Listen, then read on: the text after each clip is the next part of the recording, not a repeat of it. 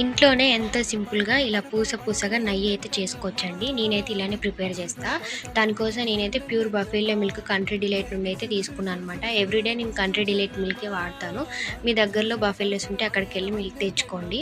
ఇంకా పాలు మంచిగా వేడి చేసుకోవాలనమాట. నేను ఇది మార్నింగ్ టైం చేసేది. పాలు మంచిగా వేడి చేసుకొని చల్లారిపోయిన తర్వాత మూత పెట్టి ఫ్రిడ్జ్‌లో పెట్టేస్తా. ఇంకా ఈవినింగ్ కల్లా మీగడ అనేది పైన గట్టిద్దనమాట. అదంతా నేను ఒక దాంట్లోకైతే స్టోర్ చేసుకుంటా ఒక డబ్బాలోకి. కిందనే స్టార్టింగ్‌లో పెరుగైతే ఏస్తా. ఆ తర్వాత ఇలా మీగడంతా తీసేసుకుంటా అనమాట. ఆ డబ్బా నిండా అయ్యేదాకా చేస్తా అనమాట. అలా ఆ డబ్బాతో 2 డబ్బాలవ్వాలి. నాకైతే ఎగ్జాక్ట్‌గా ఒక 1 మంత్ అయితే పట్టిద్ది. 1 మంత్ కల్లా ఇలా 2 డబ్బాల నిండా మీగడైతే అయితది. కిందనే పెరుగేసుకుంటా కాబట్టి మొత్తం తోడుకుండిద్దనమాట.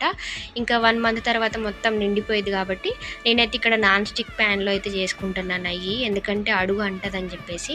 ఇంకా మీగడంతా అందులో ఏసుకొని సిమ్‌లో మసలు పెట్టుకుంటా. ఎగ్జాక్ట్‌గా నాకైతే 2½ అవర్స్ అయితే పట్టిద్దనమాట. ఈ నెయ్యి అంతా ప్రిపేర్ అవ్వడానికి.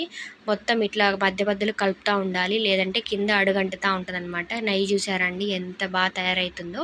సో, ఇంకా ఈ స్టేజ్‌కొచ్చాకైతే ఇంక స్టవ్ ఆఫ్ చేసుకోవచ్చు. ఇట్లా కలుపుతూనే ఉండాలి కంటిన్యూగా.